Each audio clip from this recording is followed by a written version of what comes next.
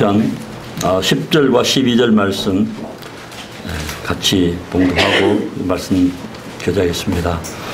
우리의 연수가 70이요 강건하면 80이라도 그 연수의 자랑은 수고와 슬픔뿐이요 신속히 가니 우리가 날아가나이다. 12절입니다. 우리에게 우리 옛날 계수함을 가르치사 지혜로운 마음을 얻게 하소서. 잠깐 기도드리겠습니다. 아버지 하나님께서 이 미천한 것을 부르셔서 주의 말씀을 전하는 자로 인도하시고 또 오늘 대학로교회 사랑하는 형제 자매님들과 함께 이러한 교제와 또 간증을 서로 나눌 수 있도록 축복해 주심을 위해서 감사를 드립니다. 아버지 하나님께서 세우신 대학로교회를 강건하게 붙들어 주시고 계속해서 아버지 하나님께서 이 교회를 통해서 이루고자 하시는 계획이 이루어질 수 있도록 도와주시기를 구합니다. 또 이 시간 함께 해주시고 주 성령님께서 인도해 주시기를 구하오며 이 모든 것을 주 예수 그리스도 이름으로 기도합니다. 아멘.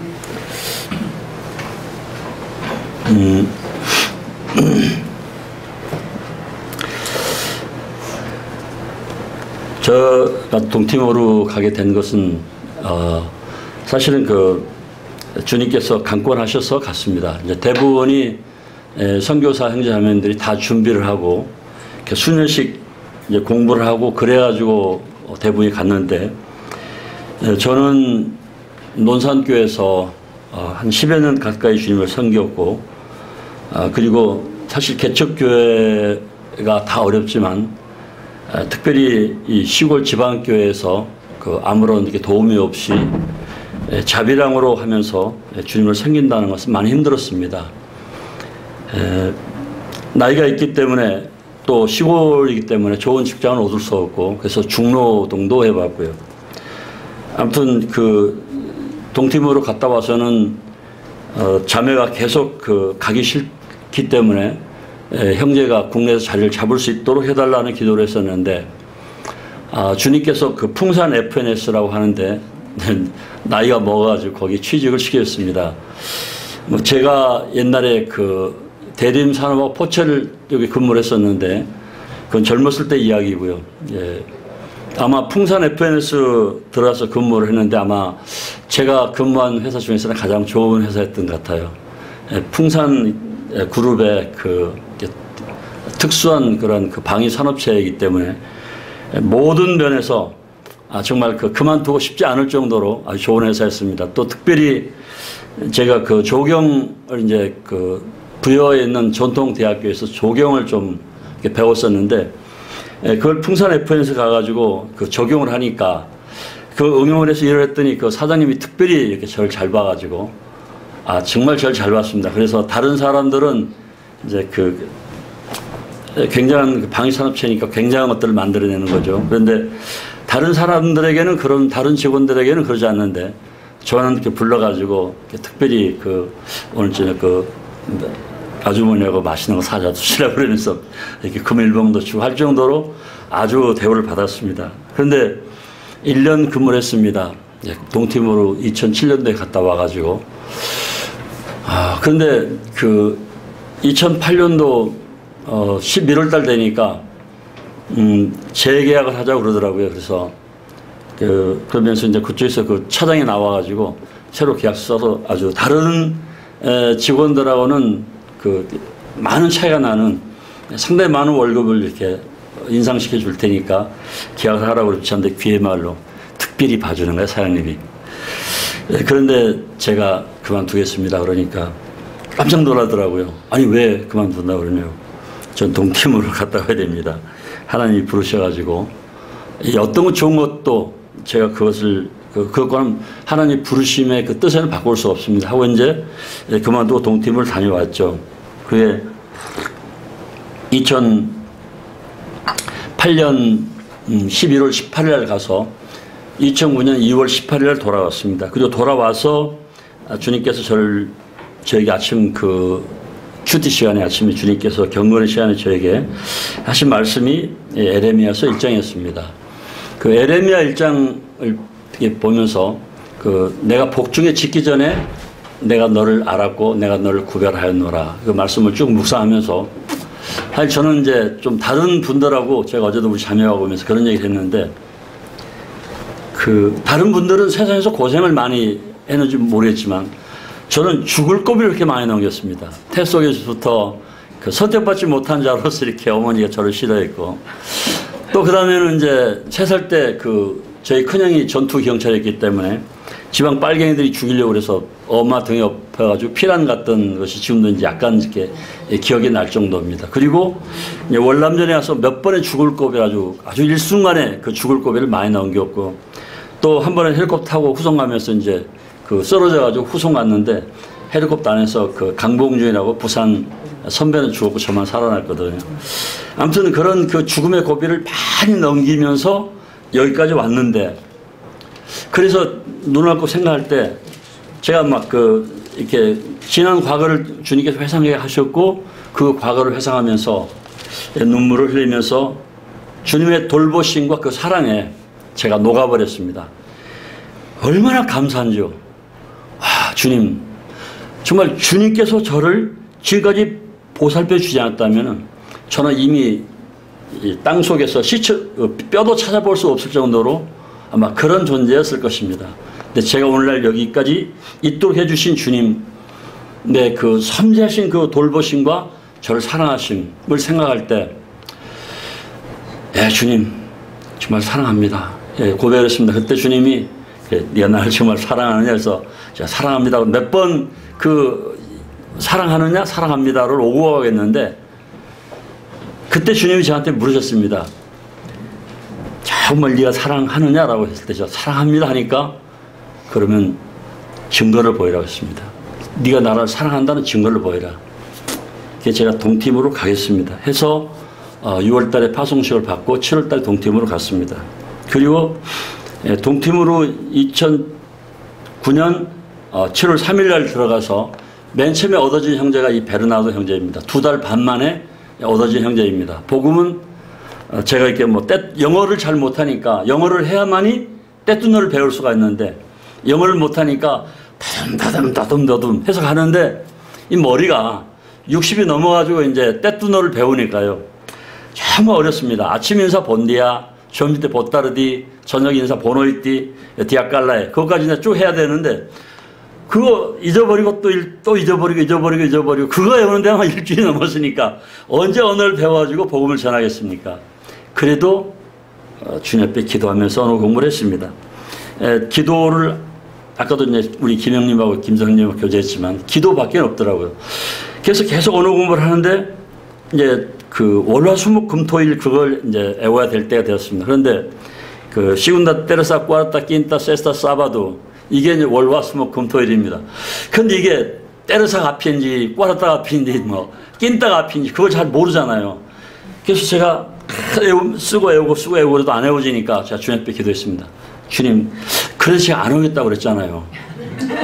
영어 잘하고 똑똑한 젊은이들도 많고 또 논살교회마다 손세령제님 영어 참 잘하는데 유능한 분들이 많은데 하필이면 저 같은 사람 보고 가라고 그랬습니까? 그게 안 간다고 그랬잖아요. 그게 어떡합니까? 눈을 감고 가만히 생각하는데 5분 만에 주님이 쫙 정리해서 머릿속에 탁 넣어주시더라고요. 바로 입력이 되더라고요. 그때 외워진 게 지금까지 안 잊어버립니다. 또 동티모르는 10일 하면 우리나라 11 그러는데 동티모르는 산누레신 이다가 11입니다. 산누레신 루아, 산누레신 또올루, 산누레신 하트가 11, 12, 13, 14 그러다 보니까 산누레신 이다 곱하기 산누레신 또올루 하면은 11 곱하기 13 그런데 그 곱하기 하다 보면 잊어버립니다. 걔들이. 외우다 보면 잊어버리는 거예요. 그러니까 그 나라 언어를 잘 안 씁니다. 인도네시아 언어를 쓰죠. 아무튼 그런 가운데서 주님께서 저에게 이제 그러다 보니까 사전을 만드는 작업을 했습니다. 단어를 잊어버리니까 이렇게 한글로 이제 이렇게 도구 하면, 한글로 개 하면은 영어로 도구, 또 이제 그 나라 말로 이제 아수 이렇게 해가지고 쭉 정리해 나가는데, 내 상대방한테 물어보고 싶은데, 물어볼 수가 없잖아요. 그래서 이제 영어를 찾아가지고 한글로 바꿔가지고 다시 이제 그 한글을 영어로 다시 떼뚱으로 이렇게 해가지고 공부하면서 정리를 했는데 2009년도부터 2010년 그러니까 한 5월 달까지 놀랍게도 사전이 이만큼한 사전이 되었습니다. 그때 한번 제가 보여주셨던 것 같은데 그 두꺼운 사전이 제대로 된 건 아니지만 아무튼 두꺼운 사전을 만들었습니다. 그리고 났는데 이제 그 비자 받기가 정말 어려웠습니다. 그 비자 받기가 다 어렵지만 동티모르 비자 받기는 진짜 어렵습니다. 그거 뭐 제가 이제 그 굿사마리탄 해가지고 엔조 비자를 받으려고 서류를 만들었었는데 범죄 사실 증명서, 또 학교 졸업 증명서, 그리고 건강 진단서, 또 현재 5천만 원 이상이 있다는 장고 증명서, 그리고 또 사업 계획서, 뭐 이런 것도 하니까 서류가 이만큼 되는데 그것도 포르투갈어로 써야 됩니다. 동티모르는 공용어가 포르투갈인데 국민들이고 공무원들이고 포르투갈어를 잘 모르죠. 이제 구스마오가 그 포르투갈어를 이렇게 채택을 했습니다. 공용어로. 그렇기 때문에 그 포르투갈어를 그 정도 그 소리를 만들려면은 그 포르투갈어 하는 사람을 그 돈을 주고 이렇게 그 번역을 해야 되는데 서류를 만들어가지고 공무원 갖다 줘도 공무원들이 읽어도 알지를 못합니다.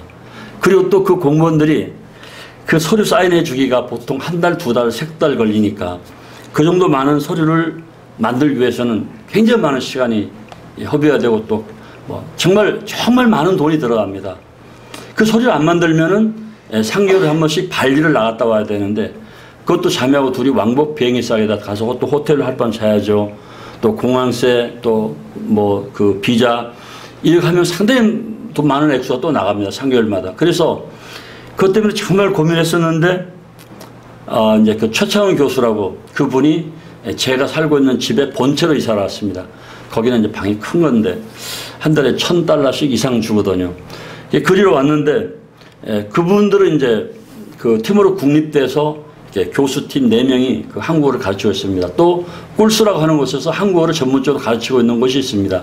그런데 이제 티모르 국립대는 산업관광학과 한국어 반이 있습니다. 거기서 4명의 한국 사람들이 가르치고 있는데 그분들이 아마 그 떼뚜너 사전을 만들려고 해서 그 오랫동안 작업을 했었는데 아마 4명이서 그 만들었는데 그 그냥 손도 제대로 대지 못하고 못 만들었었는데 제가 떼뚜너 사전을 만들었다고 이제 그 소리를 듣고 이제 그 최창원 교수가 저를 만나자고 그러더라고요. 그래서 만났습니다. 했더니 그 떼뚜너 사전을 만들었다는 소식을 들었는데 그걸 저희들한테 좀 같이 활용할 수 있도록 해주면 되지 않겠느냐, 좋지 않겠냐. 그래서 그럼 제가 그걸 해주는 대신에 그쪽에서 나한테 뭘 해주겠느냐. 그래서 뭘 원하십니까? 그래서 제가 비자를 원한다. 그랬더니 그러면 한번 제가 티모르의 그 국립대 부총장 미구엘 마야하고 한번 제가 이렇게 교섭을 해보겠습니다.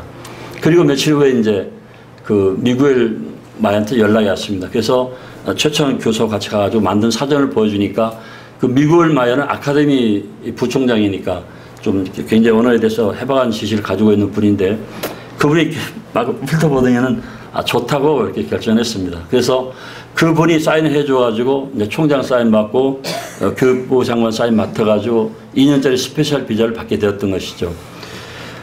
2년짜리 스페셜 비자를 받는다는 것은 그냥 뭐 한국에서는 그냥 생각할 때 뭐 그냥 한 일개 선교사 그냥 받는 어떤 정도 생각하지만 와 진짜 동티모르에서 2년짜리 스페셜 비자를 받는다는 것은요 복권에 당첨된 것만큼이나 큰일입니다. 시간이 없으니까 자세한 이야기를 못하겠습니다만 처음에 제가 그 3개월짜리 지나면 3개월 지나면 외국에 나갔다 와야 때문에 인도네시아 그 대사관에 가서 비자를 받는데 완전히 그 비자 받으러 온 모든 사람들을 짐승 취급했습니다. 아주 조그만 울 안에 가둬놓고 그 방에 세워놓고 에어컨도 없고 선풍기도 없는데 막 실내 온도가 40도가 넘어가는데 거기 뭐 색깔이 하얀 사람 뭐 황토 색깔 까만 사람에다 또 나이도 또 어린애부터 또 연세 드신 노인네까지 그리고 뭐 또 마늘 냄새부터 카레 냄새까지 해가지고 땀이 범벅이 되면 미끌미끌 할 정도로 그 좁은 데다가 해놓으니까 이렇게 문지르 막 미끄러집니다. 너무나 땀이 많이 나가지고 더워가지고 그래서 그 비자 받으러 간 사람들이 이제 8시부터 9시까지 대기하고 있는데 그러면 9시에 인도네시아 직원이 이렇게 들어옵니다. 대사관 직원이. 그러면 거기는 이렇게 쇠창살로 이렇게 막아져 있거든요. 그럼 인도네시아 그 대사관 직원은 들어와가지고 의자에 앉죠. 근데 이쪽 사람들은 완전히 콩나물 시루처럼 막 그 40도 막 더운데 냄새 막 별 냄새 다 나는데 우리 자매가 와 쓰러지겠다 나 어지러워 해서 제가 그랬습니다. 나중에 한 번만 더 있으면 이렇게 막 토해버려. 그 토해버린 사람들 막 나가면 그때 우리 빨리 밖에 얼마나 힘든지요. 막 그 정도였습니다. 그런데 그 인도네시아 그 대사관 직원이 들어오면은 딱 혼자 그쪽 에어컨 나오죠. 칸막이 돼 있는데 들어와가지고는 탁 앉아가지고는 막 쳐있는 사람들 보면서 한 번 이렇게 싹 보고는 소리 꺼내가지고 소리 하나 이렇게 꺼내서 이리 주면은 서로 받겠다고 그 쇠창살 너머로 서로 받겠다고 손이 들어옵니다. 그래가지고 받아서 쓰고 나면은 또 다시 접수하면 또 1시간, 2시간 기다렸다 저쪽에서 또 부르고 가면 다시 왜 인도네시아 가려고 그러느냐 막 그런 고통을 한번 당하고 나니까요. 정말 창의적인 비난을 받을 수 있다면 정말 빨가벗고 춤추면 도로에서 빨가벗고 춤출 수도 있겠어요. 얼마나 그 힘든 것인지. 제 말씀 잘 이해하지 못하실 거예요. 비자 받기가 그렇게 그것도 갔다 오면 또 다시 3개월에 또 반복되는 거거든요. 1년짜리도 아니고. 그러니까 비자만 받을 수 있다면 뭐 별 생각들이 다 떠올랐습니다. 그런데 주님은 정말 놀라우신 분입니다. 그 최창 교수가 어디 보자 그러더니는 가서 총장 보여주니까 딱 사인해 줘가지고 2인짜리 스페셜 비자를 딱 받았습니다. 와, 그 비자 받던 날 돈 한 푼도 안 들이고 다 받았는데 아무튼 그렇게 해가지고 그래 했었는데 이제 3명의 그 교수님이 떨어져 나오고요. 저보고 그 강단에 와서 이렇게 한국어를 가르치라고 했습니다. 근데 자격이 없잖아요. 그래서 계속 공부를 하면서 한국어 교사 3급 시험에 준비를 했습니다. 거기서. 그래서 그 최창원 교수하고 자매하고 셋이 그 인터넷이요. 한번 이렇게 이강현 저한테 편지 오거나 이명도님 저한테 편지 오면 제가 읽어보고 딱 클릭해서 내용을 보려고 그럼 이명도 탁 클릭하고 넘기면은 30분 기다려야 됩니다. 넘어가는데 밑에 파란 선이 딱 이렇게만 가면 빠른 거예요. 그냥 딱 해놓고 그냥 한참 자고 나면 2개 떠오르고요. 우리나라는 너무 빠르니까 그게 안 보이잖아요. 그런데 느리면 그게 이어져 가지고 넘어가는 거거든요. 그런데 그걸 밤에 잠 안 자고 새벽 2시부터 6시까지 그 다운 받아가지고 언어 공부를 했습니다. 경희대학교에다 그 한국어 그래가지고 수강했던 거죠. 그래가지고 하는데 세상에 정말 공부하지 않아야 될 것들도 왜 그렇게 많이 나오는지요. 자매하고 저하고 그 최창원 교수는 경희대 석사 받은 사람이니까 영어를 아주 얼마나 잘하는지 모릅니다. 미국 갔다 와서. 근데 그분하고 같이 시험을 보면 자매가 1등, 그 최창원 교수가 2등, 제가 3등 하나요. 점수가 이렇게 안 나오는 거예요. 아무튼 그 최 교수가 그러는 거예요. 야, 이 차라리 영어로 보면 내가 100점 맞겠다. 한국어 왜 이렇게 어려워. 시험 봐서 떨어졌습니다. 그러나 이제 경희대학교 교에서 주는 수료증 가지고 이제 동팀으로 해서 이제 강단에 서게 되었죠. 그래서 지난 6월 달까지 4학기, 그러니까 4학기 가르쳐서 내보내고요. 금년 7월 달에 새 학기 받아가지고 가르치다 왔습니다. 근데 지금은 좀 이렇게 이게 참 많이 가르치는 요령이 생겨가지고 지금은 굉장히 잘 가르칩니다. 근데 처음에 제가 가서 보니까 수업 5분 전에도 끝나기 5분 전에 애들이 들어오는 거예요. 얼마나 개판인지. 그 나라 최고의 국립대학인데 정말 들어가기 힘들거든요. 보통 고등학생들 상위권 10위 안에 드는 애들만 들어갈 수 있거든요. 그런데도 얼마나 개판인지 수업 끝나기 5분 전에 들어오는 거예요. 그래서 지금은 그냥 수업 딱 시작돼가지고 5분 늦으면 들어오면 바로 5분 후에 들어오는 애는 쫄뛰기 10번, 10분 내에 들어오면 쫄뛰기 20번. 그렇게 했더니 지금은 이제 벌써 그 제자리가 정리되어 가고요. 아무튼 지금 한 150명 되는데 그 최 교수가 반, 제가 반. 그런데 이제 제가 한국에 들어오면 또 최 교수가 가르치고 또 최 교수 한국에 들어오면 제가 가르치기 때문에 합반으로 150명을 가르치는데 참 가관이 아닙니다. 아까 봤던 것처럼 굉장히 좁은 공간에서 옛날에는 뭐 그냥 농담하고 그랬는데 지금은 이제 그룹으로 해가지고 발표하게 하기 때문에 농담할 시간이 별로 없죠. 그리고 농담하는 걸 잡아내가지고 발표하게 하니까 지금 아주 전부 다 아주 아무튼 지금은 잘 돼가고 있습니다. 예, 그런 중에 베르나르도 형제는 2010년 5월 달에 한국에 오게 되었고요. 그리고 베르나르도 형제가 구원받고 나서 성경을 읽기 시작하는데 아마 제가 국내적으로 그렇게 성경을 많이 읽는 사람은 보지를 못했습니다. 얼마나 성경을 많이 보는지 아침에 눈 뜨면 저녁 잘 때까지 성경을 끼고 삽니다.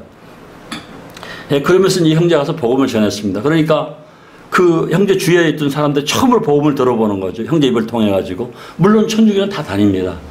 근데 이곳에 있던 베르나르도 그 친척들 또 동생들이 들어보고는 와, 또 어디서 그런 말씀을 들은 거야? 아, 한국 사람들이 와서 가르쳐줬어. 그럼 우리도 거기 갈 수 있느냐? 그러니까 아, 오라고.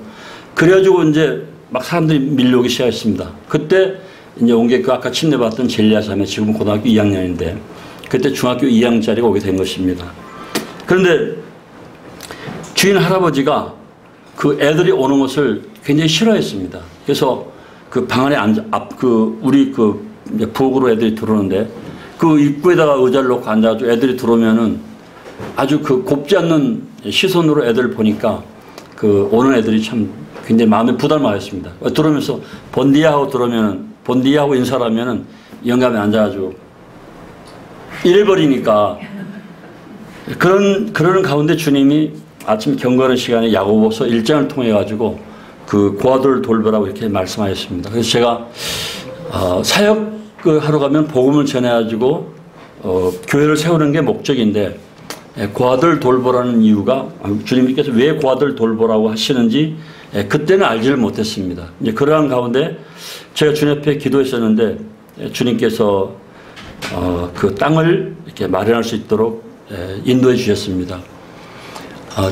한국어 감독관이 살고 있는 집이 한 25평 정도, 방이 한 25평 정도 되는 그런 아파트인데, 한 달 방세가 2,500달러입니다. 그러니까 270만 원 정도 되는 거죠, 월세가. 그리고 참사, 여자분인데 그분이 한국 참사가 동티모르에 이제 자기 가족들하고 같이 와서 한 5명 정도 이렇게 살고 있는데, 한 달 방세가 4,500달러입니다. 한 480만 원 정도 되는 거죠. 제가 살고 있었던 집이 300달러에서 400달러로 올랐습니다. 그래서 애들하고 같이 이렇게 공동체 생활하려고 하면은 못 줘도 한 달에 200달러 이상은 줘야 되니까요.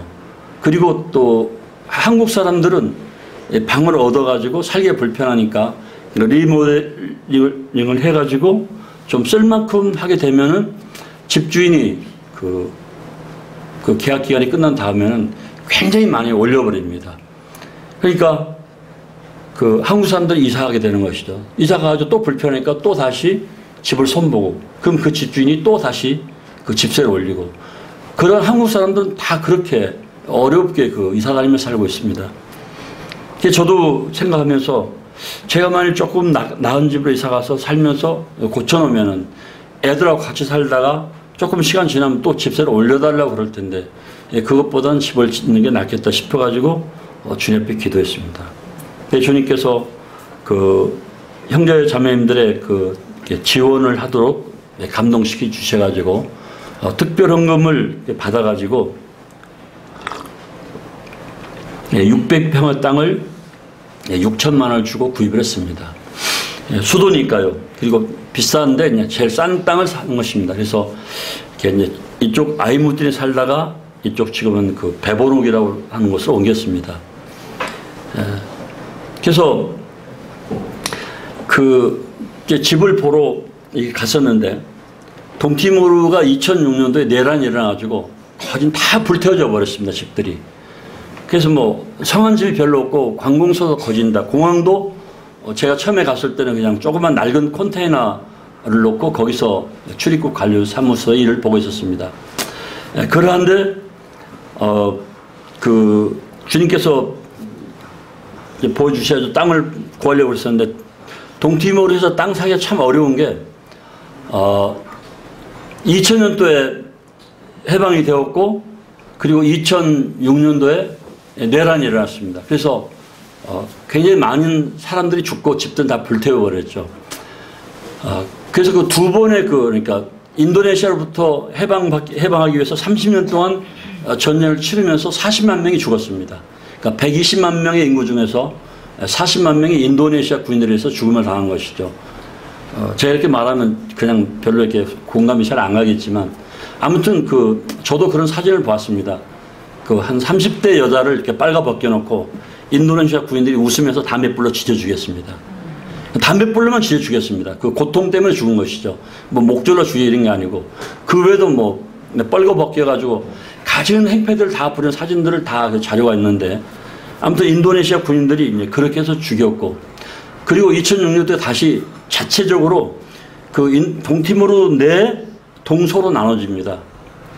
동티모르 자체 내에 해가 뜨는 곳과 해가 지는 곳이라고 해가지고 나눠졌는데 그 사람들 서로 싸운 것입니다. 또 그래가지고 뭐 엄청 많이 죽였고 그게 나중에 진압이 안 되니까 포르투갈에서 가스를 살포해가지고 4시간 동안을 사람들이 다 이렇게 마치 죽은 것처럼 거품을 물고 그냥 세상 말로 뻗어 있었던 것이죠. 다 죽은 것처럼.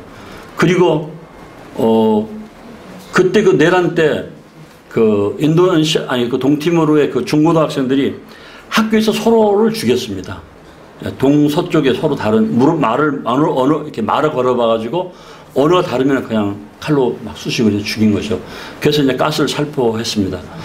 그러한 가운데 저도 2007년도에 갔었기 때문에 모든 도시에 거진 불타 있었는데 제가 이제 그런 모든 것들을 다 목격하고 알고 있었는데 2010년도에 땅을 사러 갔는데 제가 지금 살고 있는 배번옥은 딱 들어가는데 전혀 불탄 집이 없었습니다. 동네 아주 깨끗했습니다. 그래서 제가 그 안내하는 경찰한테 다른 데는 다 불타는데 이 동네는 왜 이렇게 깨끗하냐고 물으니까 다른 동네는 내란이 일어나가지고 다 불태워져서 그 문제가 발생했지만 이 동네는 너무나 서로 사랑하기 때문에 그런 문제가 없었다고 그러더라고요. 그러냐고. 그래서 이제 강과 바다가 맞닿는 지역의 땅을 이제 구입한 것이죠. 그리고 작년 2월 달부터 공사를 하기 시작했습니다. 그래서 이제 3월 달에 들어와서 아들 결혼시키고 6월 달에 나가는데 아직 건물이 다 안 돼서 이제 7월 달부터 다시 박차를 가해가지고 재촉을 해서 11월 달까지 이제 들어갈 정도는 되었습니다. 아직도 미완성을 한 20%는 미완성인데. 그런데 그때 한국 이제 그러니까 6천만 원 주고 땅을 구입했고 한 4,500만 원 정도가 남았었는데 제가 4,500만 원의 담장을 쌓고 그리고 집을 지어줄 한국 사람들 찾아봤습니다.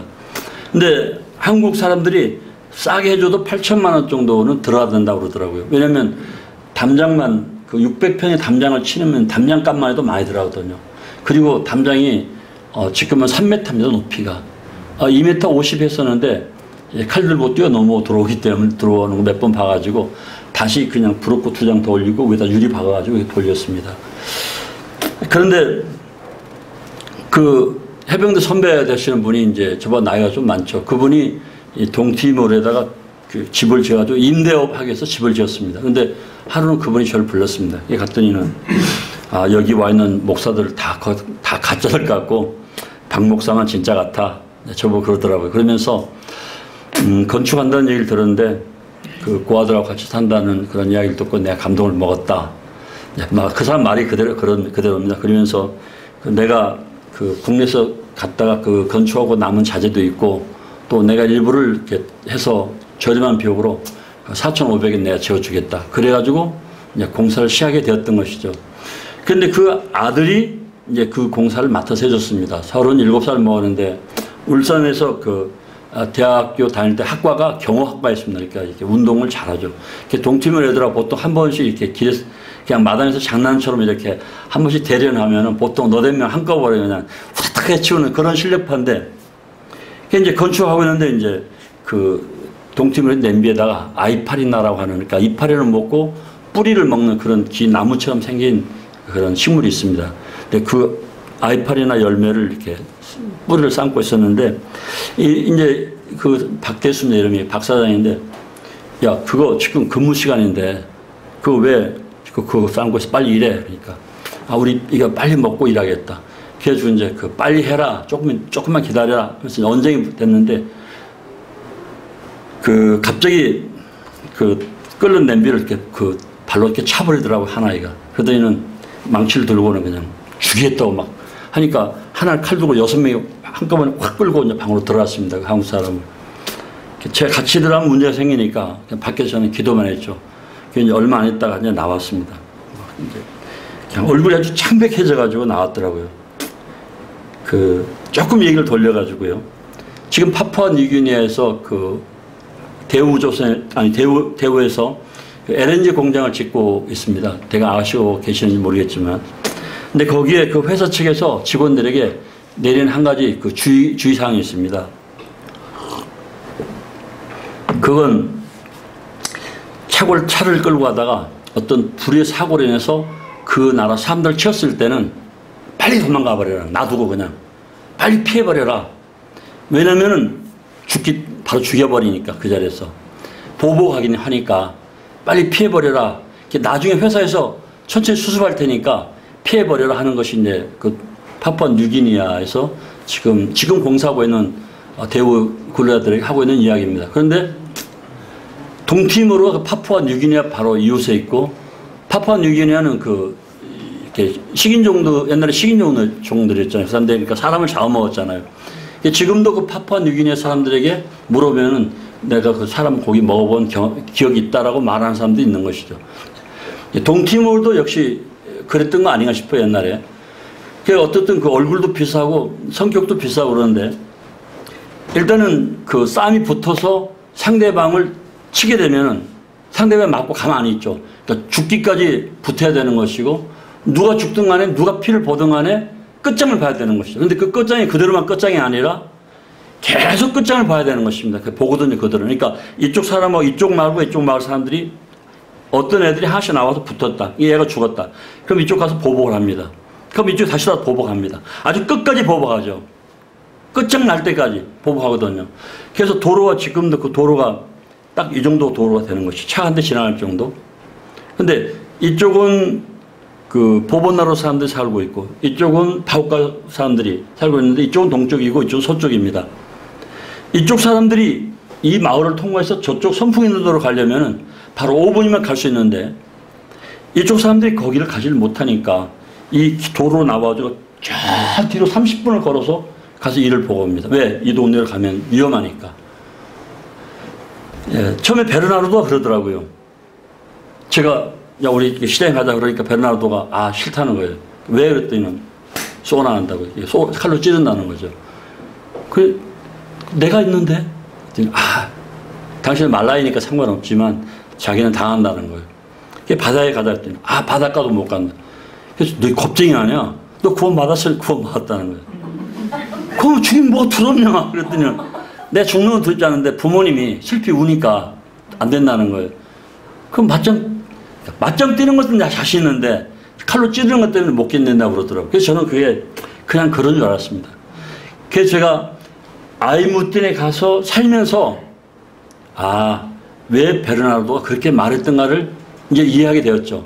그리고 이 베보노이라는 동네에 딱 갔을 때 경찰이 여기는 사람이 많아서 외부 사람들이 안 들어온다고 그랬는데 그 동네는 주님이 참 왜 저를 거기다 일하게 했는지 모르지만 사랑이 많은 게 아니라 전부 흉악범들만 있으니까 그 동네는 불리로 들어왔다 오히려 죽게 되니까 들어오지를 못했던 거예요. 지금도 택시가 오다 들어오지를 못합니다. 그러니까 멈추고 이제 우리는 그냥 이게 배낭 지고 물건 사고 오다가 담아 라꼬이 프로블레마이야 문제가 생긴다. 들어와 싫다. 돈 더 줄게. 싫다. 그럼 내려서 그냥 미고 들어오거든요. 그런 동네였습니다. 이제 그리고 나서 일이 이제 그 일이 끝나고 났는데 주님께서 개입해 주시지 않으면 제가 이제 여기서 인사를 드렸는데 그 형제 자매들이 기도해 주신 거 그 기도가 아니면은 정말 저희가 살 수가 없습니다. 그 건축할 때 철근과 시멘트를 계속 훔쳐갔나 봐요. 저희들은 모르는데 앞집 사람이 그러더라고요. 근데 그 사람이 갑자기 각혈하기 시작했습니다. 피를 토하니까 주님께서 피를 토해가지고 오지 못하게 막아버린 것이죠. 그래서 그 사람이 현장에를 못 오는 거예요. 그 다음에 망치 들고 그 한국 그 박대순 죽이겠다 했던 그 주동자 로슬렘은 그 어머니가 갑자기 죽어버렸습니다. 그리고 이제 담장을 치고 있는데 하루는 자고 나니까 못하고 없어요. 그 물을 뿜어 올려야만이 그 물로 이제 씻고 뭐 빨리 하고 그러는데 그게 뭐 허전해서 보니까 그냥 못하고 그냥 놔뒀었는데 괜찮았었는데 하루는 자고 나서 보니까 못하가 없어져 버렸어요. 이게 훔쳐가 버린 거. 다 튀어 넘어가지고 2m 50인 높이가. 그리고는 차를 꽃게를 찍어버렸더라고요. 그러니까 아마 이제 그때부터 시위를 한 것 같아요, 저한테. 예, 본때를 보여주고. 그리고 나서 이제 그 공사했던 쪼인한 애가 들어와가지고 그 나무 좀 쳐달라 했더니 술 먹고 가지고 칼로 막 난동을 부려가지고 함석이 막 다 이렇게 이제 주저앉아 버렸어요. 그래서 제가 하지 말고 내놓으라고 말 안 듣습니다. 정말 막 칼 두고 그 설치하는데 정말 막 어떻게 할 수도 없고 주님 앞에 기도했었는데 며칠 지났을 때 그 친구가 이렇게 그 쪼인이라는 애가 길을 가고 있어요. 애기 아빠입니다. 두 아이 아빠인데 길을 가고 있었는데 한 사람이 오토바이를 타고 오다가 그냥 칼로 찔렀습니다. 그러니까 칼이 들어오니까 이 손으로 쳤는데 칼이 그냥 뚫고 나온 거예요. 배를. 이 옆구리를 뚫고 나온 거예요. 그냥. 그래가지고 이렇게 한 피 흘리고 오라고 했는데 이제 오토바이 그 칼로 찌르는 오토바이를 타고 그냥 도망갔습니다. 도망가는데 저쪽에서 이 조은이라는 친구가 오토바이 타고 오는 걸 보더니 그냥 칼로 어깨를 쳐가지고 그냥 쓰러져서 두 사람이 바로 병원으로 실려갔죠. 동팀으로는 그냥 우리가 뭐 볼펜 들고 다니듯이 또 우리가 뭐 지팡이 들고 다니듯이 그냥 항상 이 칼을 휴대하고 다닙니다. 그것도 꼭 두 사람씩 세 사람씩 짝지어서 다닙니다. 혼자 다니면 위험하니까. 저녁 5시 지나가면은 다 문 닫아버립니다. 택시는 밤에 탈 수가 없습니다. 전부 다 이렇게 멈춰버리니까. 그리고 이 동네에서 저 동네를 가지 못합니다. 건축하다 보니까 너무 집이 개판인 거예요. 제대로 일하는 기술자가 없는 거죠. 그러니까 제 자매가 저를 보고 그러더라고요. 여보, 강원도 산골짜기 돼지 음악도 이보단 낫겠다. 이게 뭐냐, 집이냐 뭐냐. 그런데 그전에 살던 아이무띠는 정말 건축 잘하는 사람이 있었어요. 근데 그들을 불러오면 그냥 찌르고 도망가 버리면 끝나는 것입니다. 경찰 안 오거든요. 그리고 이제 정말 문제를 일으키는 사람이 있을 때 꼭 저걸 잡아야 되고 싶을 때는 경찰이 밤에 복면을 쓰고 옵니다. 경찰들이. 그리고 차를 멈춰놓고 기다리고 잠복하고 있다가 딱 나타나면 그냥 방면으로 가든 하여튼 뭐 정신을 차릴 수 없을 정도 두드려 패가지고 끌고 가버리거든요. 이제 그런 가운데 뭐 강영 형제도 한 번 와서 복음 전하고 인도네시아 베니 형제하고 또 김광수 형제도 와서 한번 복음 전하고 아무튼 제가 계속 복음 전했던 청년들이 한 30명이 구원을 받았습니다. 시인을 했습니다. 그런데 침례를 받으라고 하니까 침례를 받지 않는 거예요. 왜 침례를 받지 않느냐 그랬더니 하여튼 받을 수가 없다고. 그런데 나중에 제가 최근에 그러니까 알게 되었는데 정말 이 문화를 모르게 되면 이 문화라는 게 정말 사람 피곤하게 만드는 거더라고요. 제가 2009년 7월 달에 갔는데 2009년 10월 달에 보보나루 그러니까 베르나르도 형제의 고향인 보보나루에서 이제 사건이 벌어졌습니다. 중학교 1학년짜리 여학생이 이제 뭐 제가 간증을 너무 많이 해가지고 아무튼 뭐 사실대로 얘기를 해야 되니까요. 학교 갔다 오는데 오후 한 4시쯤 됐는데 어떤 사람이 이렇게 모자 뒤집어 쓰고 이렇게 오더니 칼로 그냥 머리를 이렇게 잡더니 칼로 목을 베가지고 그 중학교 1학년짜리 가슴을 그냥 칼로 쳐버리고 그리고 가지고 가버렸어요. 그리고 이제 얼마 안 있다가 한 일주일쯤 있다가 또 하루는 또 이제 뭐 애기 엄마하고 애기 아빠하고 산등성이 시골 마을이니까 일을 하고 오는데 여자가 이제 그 부인이 남편 보고 애 데리고 집에 가시면 내가 음식 남을 좀 뜯어고 갈 테니까 집에 먼저 가 있으라고. 먹을 게 참 부족하거든요. 근데 동팀으로 한 6시쯤 되면 컴컴해집니다. 사람이 안 오는 거예요. 자기 부인이. 그래서 이거 찾다 보니까 한참 돌아다 보니까 저쪽에 뭐 희끄문한 게 있어서 가서 봤더니는 딱 이렇게 배를 갈라버리고 가슴을 다 잘라버리고 여자 죽어 있는 거예요. 뭐 이제 그 후로 사건이 계속 그런 사건이 일어났습니다. 뭐 남자가 죽고 여자가 죽고. 그런데 경찰이 손을 써주지 않는 거예요. 나중에는 애를 내둔 주부를 14명이서 잡아다가 윤간해버렸어요. 성폭행해버렸어요. 14명이. 근데 여자가 죽지는 않았는데 그 부부가 이제 그 수도 와서 구스마오한테 이렇게 항의를 했습니다.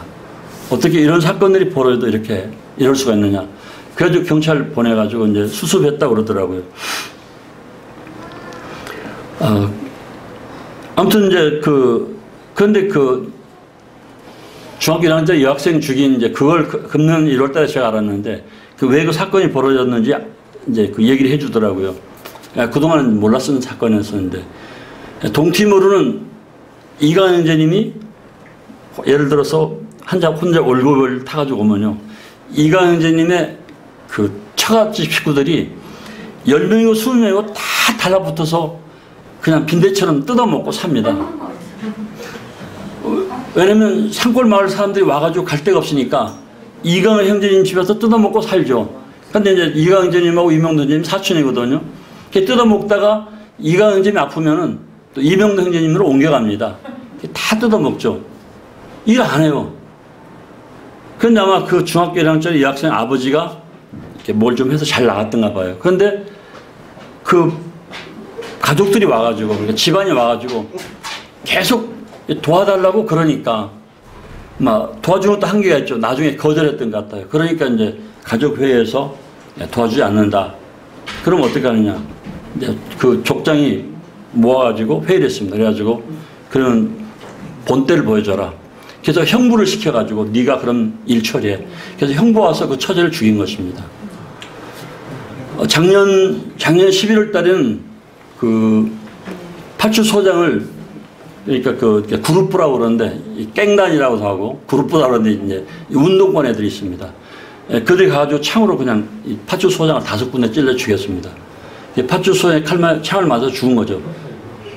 죽고 났는데 그 파출소장의 그 측근들, 그러니까 집안들하고 그 파출소 직원들, 이런 사람들이 그러니까 구스 가가지고 그 파출소장을 죽인 그 패밀리아, 그쪽 사람들 가가지고 122채를 불태워버렸습니다.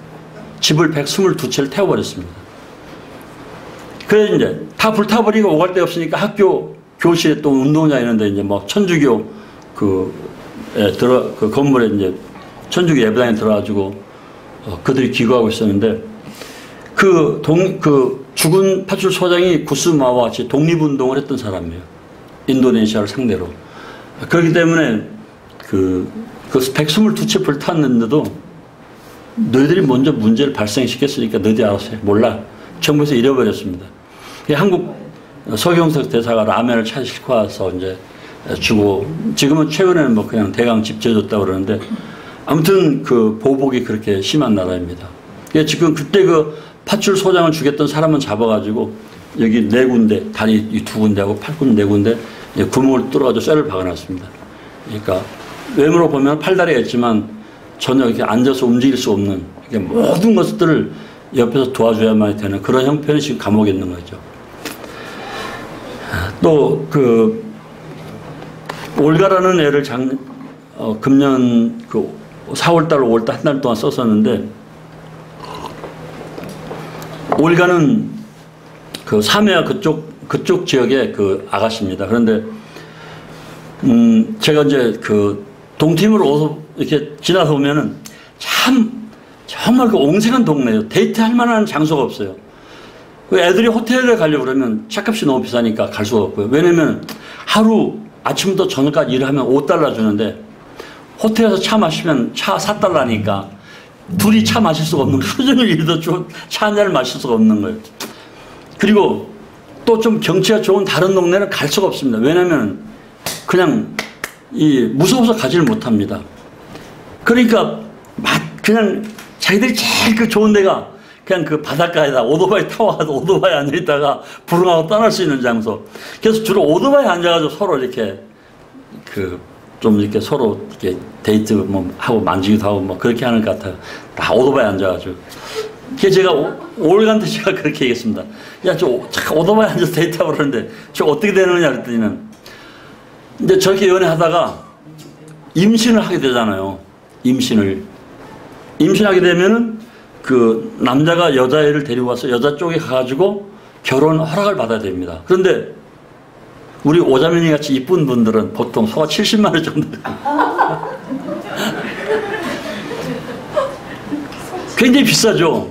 그리고 소가 10마리를 하더라도 그 10마리 값을 언제 그 지불합니까? 소 10마리 값을 하루에 $5씩 벌어가지고 받아가지고 먹고 살고 하는데 그 언제 그거 소 10마리 값을 지불합니까? 가령 소 한 마리에 $600 한다 하더라도 그렇죠? 10마리면 $6,000 하잖아요. 600만 원이잖아요. 근데 하루에 5천씩 받아가지고 언제 6천만 그 600만 원을 만들어냅니까? 예를 들어서. 아니 사실 그렇다는 거죠. 그러니까 그냥 어떻게 너무 그 협박하고 무리하면 남자가 도망가 버립니다. 그럼 여자께 배불러가지고 그 친정 가잖아요. 그럼 삶의 고초에서는 그냥 부모가 산채로 생매장해 버립니다. 그냥 그대로 파묻어 버리는 거예요.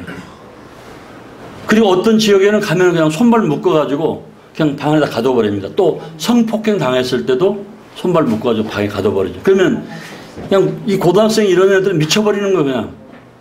그래서 집안에서 막 계속 펄쩍펄쩍 뛰다가 어떻게 문이 열려서 튀어나가면은 막 밖에 정신없이 돌아다니다가 이제 애를 낳게 되는 것이죠.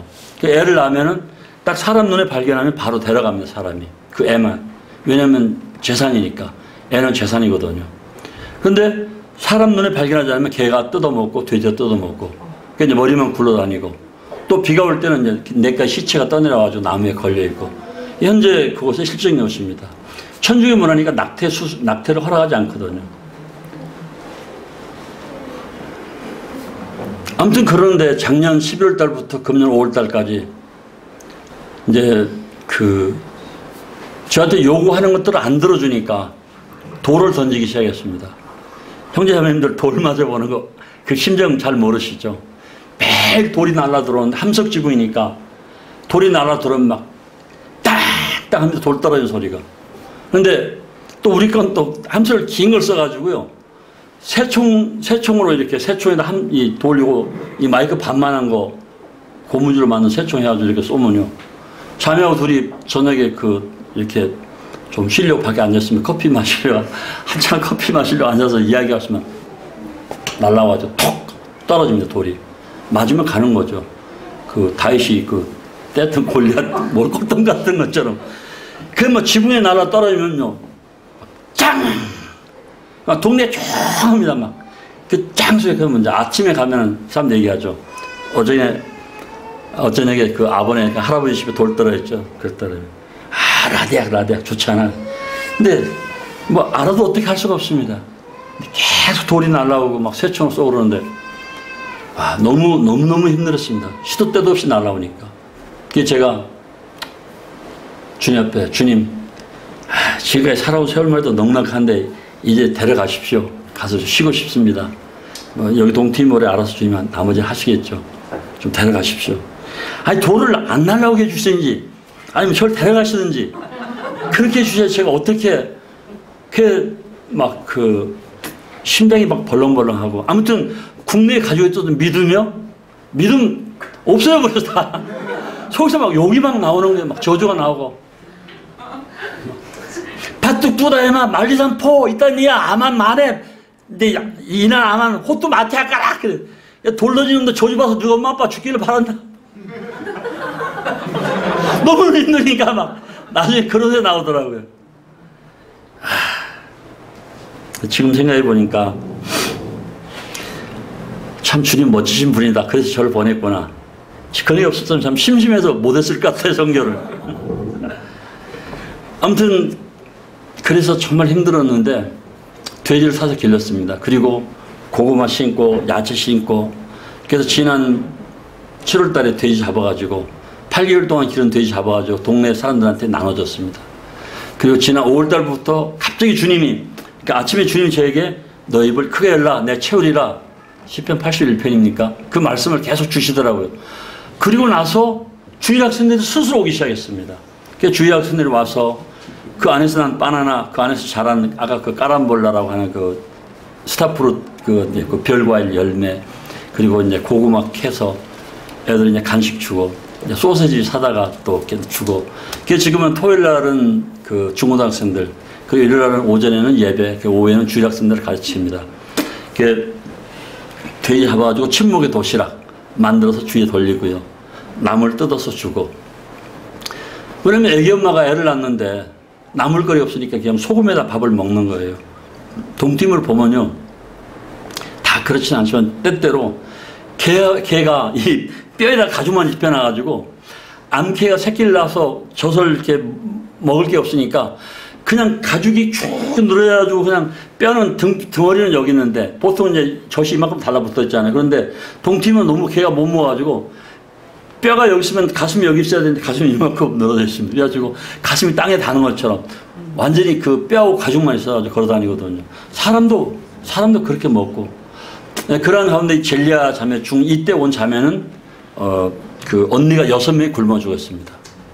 불쌍한 자매죠. 그리고 그때는 이제 인도네시아가 점령했을 때죠. 그리고 어머니가 2살 때 돌아가셨죠. 그리고 아버지는 그 새 여자를 얻어가지고 산으로 들어가 버렸습니다. 그러니까 그 외할아버지, 외할머니 손에 맡겨졌는데 외할머니, 외할아버지가 돌아가시고 나서 장인인 외삼촌 손에 외삼촌 수발을 하면서 지금까지 자랐습니다. 그러니까 그 장인 외삼촌 물 떠다가 몸 씻기고 밥 해주고 6살 때부터 빨래하고 밥하면서 자라온 아이입니다. 그의 머리가 영리해서 지금 그 학교에서 1, 2등 하고 있죠. 한국에 보내고 싶은 생각이 있어가지고 네가 고3 때는 부지런히 알아봐서 한국에서 그 어려운 외국인들 가르치는 대학이 있으면은 거리 들어서 한국에 와서 좀 배워가지고 와라. 그 아이가 제 자매와 같이 그 인도네시아를 또 한국어를 떼뚱으로 번역해서 지금 주일학교를 하고 있는 것입니다. 가르치고 있습니다. 그리고 아까 아본이라고 그 키 조그만한 그 어린 소년이 이렇게 찬송했던 애 있죠. 혹시 기억이 나는지 모르겠지만 그 아이도 어머니가 돌아가시고 아버지가 새 여자를 얻어서 산속에 가면서 그 작은 아버지한테 맡겨놨습니다. 그런데 그 아이가 교회 오면은 굉장히 인사성이 밝은 거예요. 아주 머리도 영리하고. 그런데 그 아이가 그 나중에 저한테 이제 그 이런 글을 하나 남겼습니다.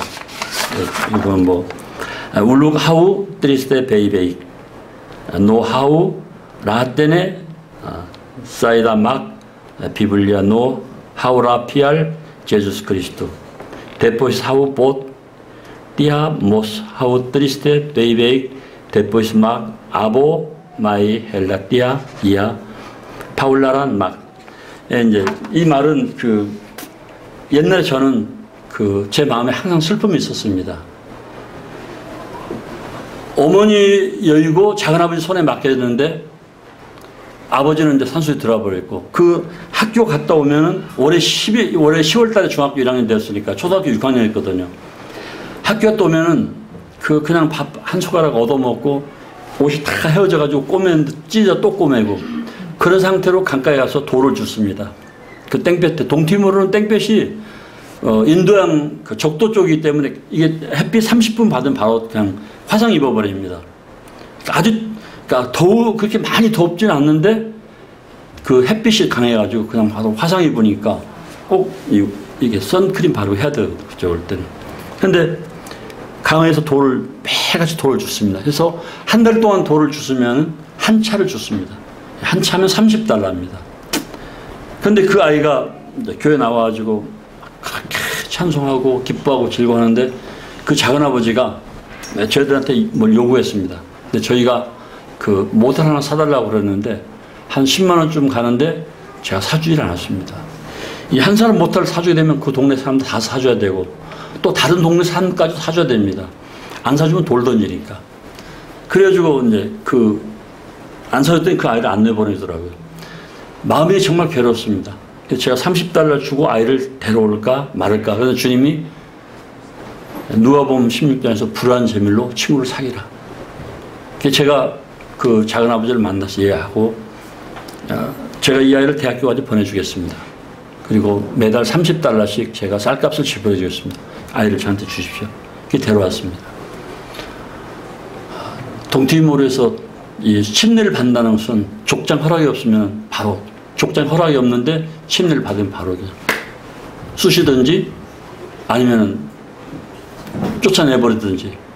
그러니까 침례를 구원받았던 청년들이 다 도망가버린 이유가 족장 허락 없이 침례를 받았다가는 살 수가 없으니까 떠나버렸고, 그리고 조금은 그런 면에서 좀 자유한 애들, 고아들. 그래서 주님이 저한테 고아들을 돌보라고 그럴 것 같아요. 그래서 지금 아이들 데려다가 저희들이 2명하고 그 애들 돌보는 아가씨. 그래서 그 최창원 교수까지 해서 4명이 지금 집에 있고, 최창원 교수는 교파교회로 예배드리러 가기 때문에 우리 젤리아 자매하고 아버니 중학교 1학년, 그리고 리나라고 하는 아가씨가 지금 제가 없는 동안에 같이 예배드리고, 그리고 토요일날 중고등학생, 그리고 일요일날은 오후에는 주일학교, 이렇게 해나가고 있습니다. 제 눈에 넣어도 아프지 않을 정도로 그런 아이들입니다. 주님이 저를 동티모르 보낸 이유가 많은 사람들의 복음을 전해서 12선원의 교회를 세워주기 위해서 기도하겠지만, 그 두 사람을 볼 때, 그래, 주님이 이 메마른 땅, 이 인도양, 이 적도 가까운 정말 이곳에 소외된 너희들을 위해서 나를 보낸 것이 아닌가 하는 생각을 해보게 되는 것이죠. 물론 큰 곳에 가서 수백 명씩 주님 앞으로 인도하는 형제님들도 있겠습니다만, 정말 그 동티모르 살벌하고 정말 그 메마른 땅, 사람들이 와서 처음에 온 사람들은 카메라 사진 찍어가지고 천사의 눈을 가진 티모르 아이들, 살아보면은 사람들은 그렇게 말합니다. 저주의 땅 동티모르. 물을 부어도 물이 나눠 먹을 줄을 모르고 그냥 머물러 있다가 땅속으로 그냥 스며들어가 버리고, 사람들도 너무나 메마르고 어려우니까요. 그 황사장이라고 교민 회장이 있는데 망고 나무가 있었습니다. 그 망고가 떨어지면은 빨간 개미가 급속도로 번지는데, 이 개미 한번 물리면 바로 이렇게 막 이런데 다 이렇게 흉터가 개미 물린 자죽이거든요. 그래서 그 개미가 번성하는 게 이렇게 방지해야 되기 때문에 그 망고 막 이따만 큰 아름다운 나무에 망고가 수가 막 엄청 많이 열렸었는데, 그거 따가지고 밖에 나눠주라고 내가 보냈습니다. 그 일꾼들에게. 그래서 나눠주고 왔는데 조금 있다 보니까, 조금 있다 이제 우리 대문은 그냥 쇠 창살로 되어 있지만 다른 집들은 다 철판으로 가려져 있고 대문이. 근데 막 밖에서 철판을 막 두드리는 거예요. 그러니까 왜 그러냐고 나가서 보니까 그 망고를 받지 못한 애들이 와가지고 망고 달라는 거예요. 그게 망고 없다고 그러니까 저 나무 꼭대기 있지 않느냐고. 저건 딸 수가 없어. 아, 우리가 딴다고. 안 돼. 왜냐면 따다가 떨어지면 그 주인이 다 물어줘야 되니까, 그 사고에 대해서. 그러니까 애들이 뒤로 돌아가지고 돌을 얼마나 던졌는지 그냥 망고나 베버렸습니다. 우리 집도 망고나무 이따만 있었는데 망고가 많이 열렸거든요. 칼을 들고 들어왔더라고요. 이렇게 베버렸습니다. 감당을 못하니까. 아본이라고 그 아자누라고 하는 애에게 우리 자매가 그 중고 축구화 가장을 하나 줬습니다. 그 애가 그 축구화를 신고 공차로 갔다가 얼마나 매를 맞았는지 경찰들이 와서 수습했다고 그러더라고요. 그 부모가 그러더라고요. 그 왜 때렸느냐. 축구화 신고 왔다고. 너만 신어? 우리는 못 신는데. 질투입니다. 그래서 그 나라 질투란 말, 나란 몰았어. 그러니까 이 나라는 라란이 있고 나라는 이름이고 라라는 속입니다. 그러니까 라란 몰았어. 마음이 아프다. 질투란 말이 라란 몰았습니다. 내 마음이 아프니까 너도 그런 나라입니다. 근데 그런 나라에서도 주님께서 은혜를 베푸셔가지고 주일학생들이 지금은 이제 막 그 꼬마들이 4살, 5살 먹은 애들이 와가지고 사탕 달라고 그래서 안 줬더니 돌로 얼마나 돌을 던지는지 큰 바나나 나무가 완전히 박살 나가지고 다 주저앉아 버렸어요. 쫓아가면 팍 도망가 버리고 얼마나 잘 달리는지 나이 먹고 난 쫓아갈 수 없잖아요. 또 쫓아간들 어떻게 하지 부자한다 때릴 수 없잖아요. 그럼 또 와가지고 또 돌 던지고. 그랬던 아이들이 지금은 와서 찬송하고 기도하고 또 우리한테 그렇게 막 똥을 던지고 막 그랬더니 초등학교 2학년짜리 그 자기 집에 애가 싼 똥을 막 던지고 하루는 제가 너무나 화가 나가지고 나도 그냥 던져버렸어. 다시 돌려줬죠 다시. 그랬더니는 그쪽에서 난리가 났어요. 똥이 날아갔다는 거죠. 바나나 껍데기 야자나무 막 큰 거 다 갖다 버립니다. 바나나 자기들이 먹는 우리 다 버리고 다 버려. 생각을 하고 아무리 얘기해도 잘 안 되니까 하루는 그 사천교회 김태정 전님이 동영상 하나 이거 외장하드 하나 줬거든요. 그걸 가지고 얘를 다 그걸 준비해놓고 얘를 다 불렀습니다. 그래서 먹을 거 차려놓고 불 다 끄고 딱 틀어줬죠. 중국판 지옥. 으악! 하고 지옥 떨어진 거. 그거 잘 나왔더라고요. 보여주면서 너 지옥 가고 싶어? 아, 싫다고. 아니야, 거짓말 하면 또 저 지옥 가는 거야. 줘봐. 너 똥 던지면 지옥 가는 거야. 너 가고 싶어? 아, 싫다고. 그래서 30분 동안 그거 보여줬더니 그다음부터 똥 안 던지더라고. 지금은 하나님 말씀을 그래서 전할 수 있는 분위기가 되었고요. 구약 성경이 없기 때문에 그 아이들이 이게 죄를 짓고 있는 건지 안 짓고 있는 건지 잘못인지 아닌지 또 태어난 지 2달 되면은 영아세례 주고 그 유아세례 주잖아요. 시천주교에서 다 주거든요. 주고 나서 자라면서 이제 그 애들이 자라면서 그냥 사람 찔러도 천주교 가서 고해성사하면 끝나버리니까 죄를 죄로 여기지 않는 거예요. 말씀이 없으니까 구체적으로 교육이 안 되니까. 근데 세계 182개 국가 중에서 구약 성경은 없는 나라가 동티모르 밖에 없거든. 얼마나 불행한 나라입니까?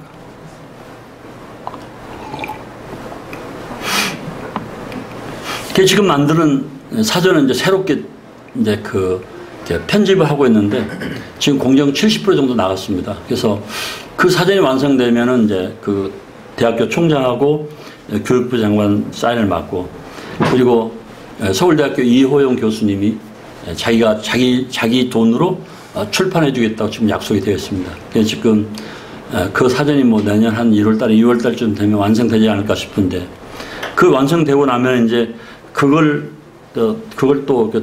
그걸로 이용해서 구약성경 번역을 해볼 계획입니다. 그런데 구약성경 번역하려고 그 팀으로 국립대에서 제일 최고 엘리트들을 모아가지고 한번 미팅을 했었는데 싫어하더라고요. 첫째로는 국가에서 인정 안 해줄 것이다. 두 번째는 천주에서 가만히 안 둘 것이다. 세 번째로 하나님 말씀 다둔다는 게 무섭다. 그래서 그냥 포기해버렸습니다. 근데 미국 위클리프 동팀으로 담당자가 호주 크리스타나라고 하는 여자입니다. 자매로 제가 알고 있는데 한 50 넘었는데 지금 대학 교수로 했습니다. 동팀을. 그런데 이제 성경 몇 권 번역해 놓고 전혀 손을 대고 있지 않습니다. 그리고 그 번역한 성경들이 오스트레일리아에서 그거 출판돼가지고 동팀으로 와 있었는데 지금은 시중에 한 권도 없습니다. 그러니까 성경 자체도 지금 갖다 놓지를 못하고 있는 판이죠. 그래서 주님 앞에 간절히 기도하고 있습니다. 주님 속히 저희들에게 구약 성경이 번역되어 줄 수 있도록 도와주십시오.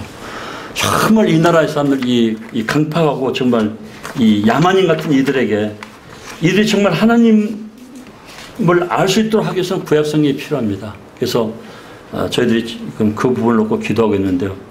제가 와서 우리 서경님 자매님이 큰 건물을 매입해서 거기 복음 전도관을 복음을 전할 수 있는 장소로 또 GNTV 그쪽 활용했으면 좋겠다라고 기도부터 기도를 하고 있고 또 우리 김도현님 옛날에 월드 센터 해서 이렇게 크리스찬들 양육시키고 또 세계적인 전도를 할 수 있는 그러한 이 기관들을 그때 저하고 교제하면서 그런 기도 부탁들을 했었는데 와서 보니까 우리 김도현님, 서학님 자매님 이렇게 또 한 교회 이게 성기게 돼가지고 주님께서 차츰 이렇게 집약적으로 일을 할 수 있도록 이렇게 해나가는 것 같은 생각이 들어서 참 감사되고요.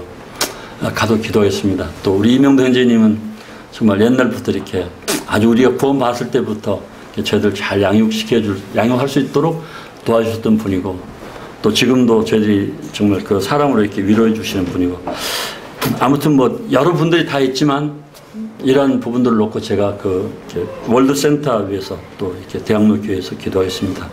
우리 서학님 자매님이 또 주님이 정말 복 주셔가지고 또 김전 형제님과 같이 큰 일을 할 수 있도록 위해서 기도하겠습니다.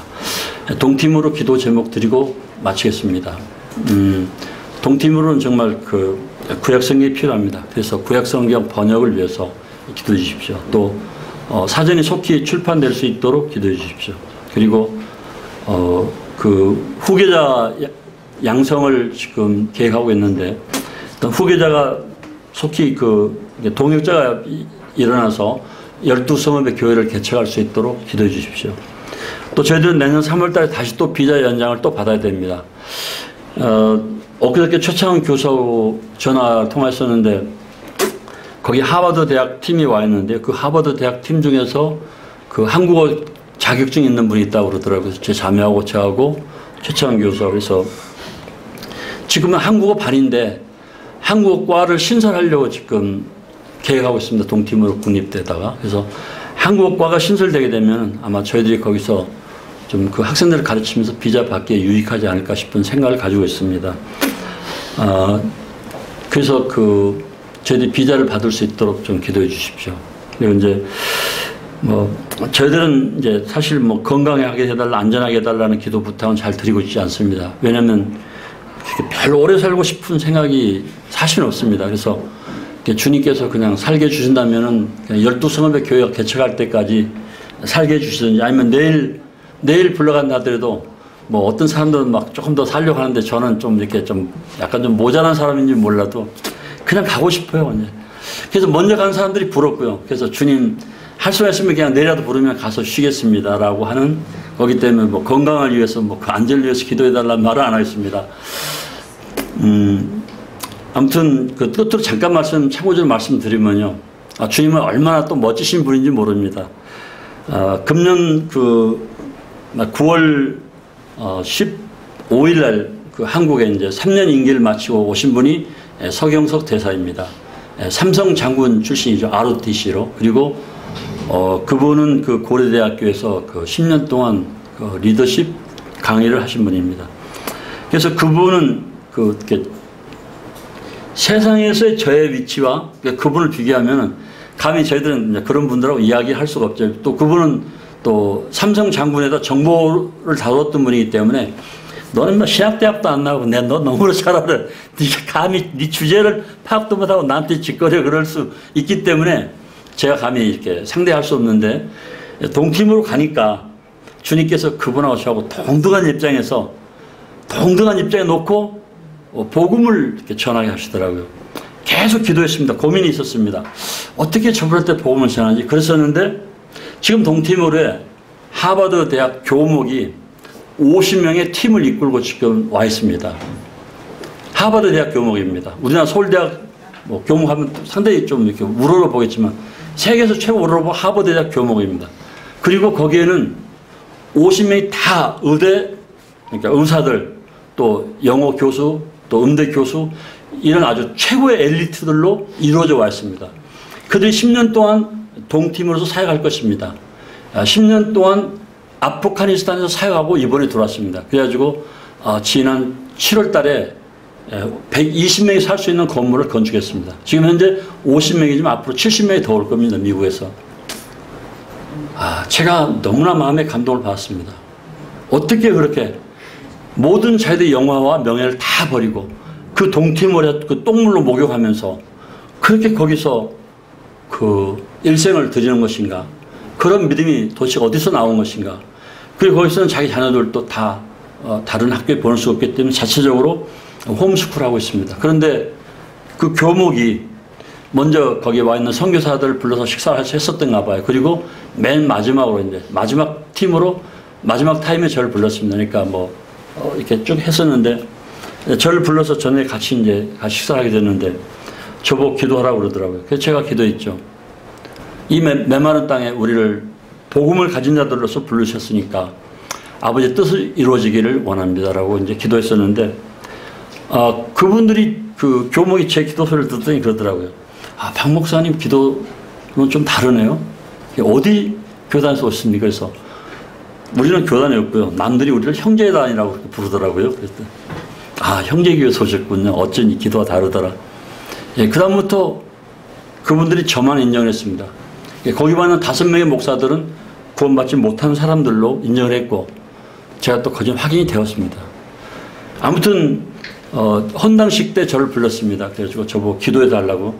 그래서 이제 그 교목이 먼저 잠깐 메시지하고 대사 메시지하고 저보고 이제 마지막 끝나는 기도 해달라고 해서 제가 이제 올라가서 5분 동안 메시지했습니다. 간단하게 아주. 제가 그 잠깐 예수 그리스도를 믿기까지 그 과정들을 이야기했습니다.